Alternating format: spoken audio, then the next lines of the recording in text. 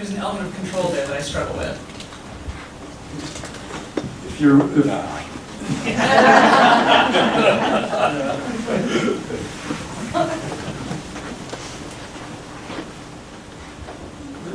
every client is an expert on their own experience.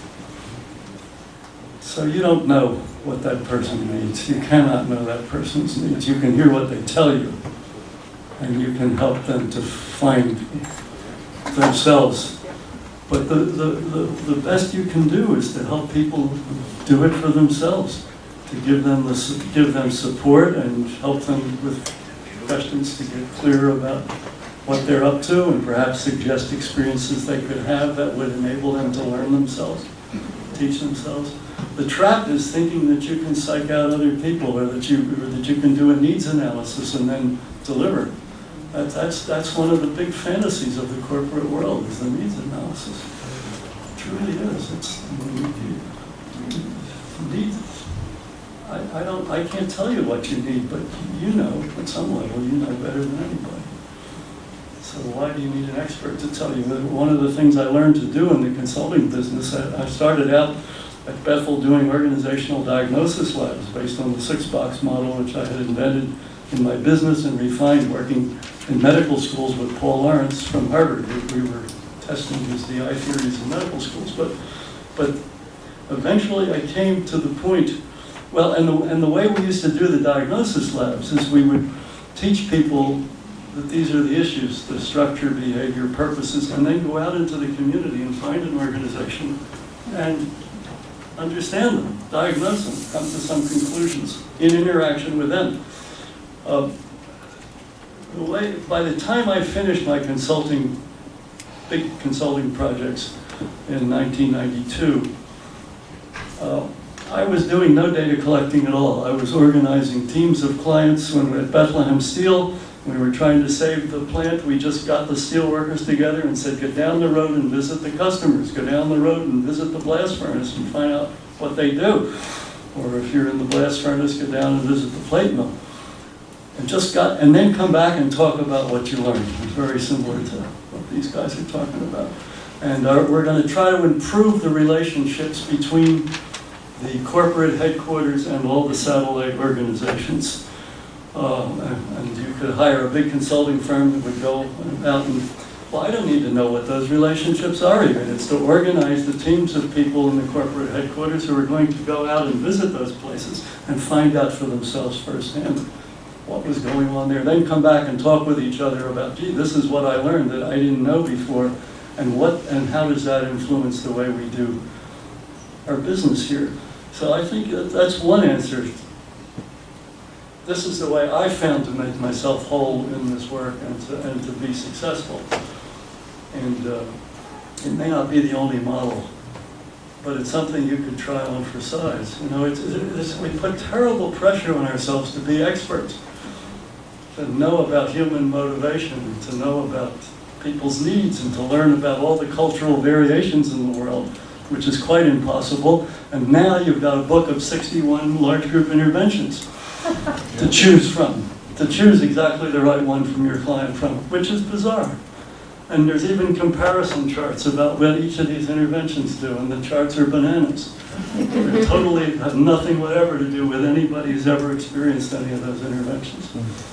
Because there's 1,000 ways to do this work. And you know, and in the end, you're only going to learn the 2 or 3 that resonate with you here, and that's what you're going to do, and you don't need any more than that. Don't torture yourself. Go out and listen to people. What would happen to you, do you think, if in your first year, and maybe you do this, what would happen to you if in your first year you had to go out and find a company that would take you on for 6 months as an intern just to be an extra hand, to be helpful? Think what you might learn before you learn any of these theories. To have the actual experience of trying to be helpful in an organization without any portfolio or any assignment. I keep advocating that. I don't know of anyone who has tried it out, though. And we hear, I can link to that, and I hear from some of you or your classmates, I hear that you want to be a consultant, you don't want to work in an organization. You know, you're clear, some of you, a significant number of you are clear that you want to go immediately into consulting, you don't want to work in an organization.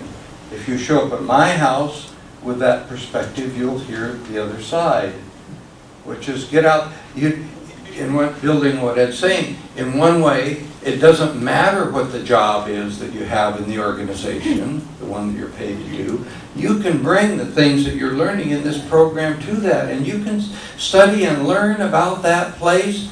Sure, you're not powerful in the traditional senses, but you can learn a hell of a lot, And then later on, maybe, you could bring that to being a consultant someday. Yeah. I'd like to follow up on that and also go back to the question. I think one of the most important things as an effective consultant is to learn the client's business, but not too much. Not too much. I learned this the hard way when I was inside of Weyerhaeuser, and we were not getting cooperation, we were not getting people coming to the training programs from our Timberlands group. At that time, it was run by a guy by the name of Charlie Bingham, who some of you may know of Charlie from years back. And I respect Charlie. He was tough, though. And so I got a hold of Charlie and I said, "We got a problem, Charlie." He says, "What do you mean, we?" I said, "You know, your people sign up and they don't show up. We have these high-priced people coming in to work with them." This was training now, management development. I said, "We got to change that." And he said, "What are you doing for breakfast on Wednesday?" And I said, "I don't have any plans." He said, "I'll see you at the hotel downtown Tacoma. You have a choice. You can see me at 5 a.m., 5:30 a.m., or 6 a.m. I said, "I'll take the 5 o'clock shift." So I met with Charlie and we started talking about this, and I had the orange juice course with him. And he said, "Look, Don," he said, "if you want to help us the way you say you can help us, you better damn well learn our business." Next week, we leave the Tacoma, what is now Tacoma International Airport, at 4 in the morning, and we're going to go to Klamath Falls, Oregon. And we're going to be in a helicopter all day, and we'll probably get back at midnight. Can you be on the flight? I said, yes. And after that, I knew what it was to be in the timberlands business. And we never had a problem after that. Now, let's go back to the question you bring up. How can you get away from this dilemma of wanting to tell the client what to do, or trying to find out from the client what the client wants done? Did I hear that, or can you restate it? I would restate it. If you all were talking about you create an environment, or you create a container where you're looking for some outcome, self-awareness. How do you navigate between explaining what you want them to get out of it so that you invoke their brain and you invoke their resistance, Right. versus letting the process run and then talk about it afterwards? Okay. Okay. And I don't have a quick and easy answer because every situation is different. But I would say at the very beginning is to contract for the conversation. Contract for the conversation that you're just now asking about. And make that discussable.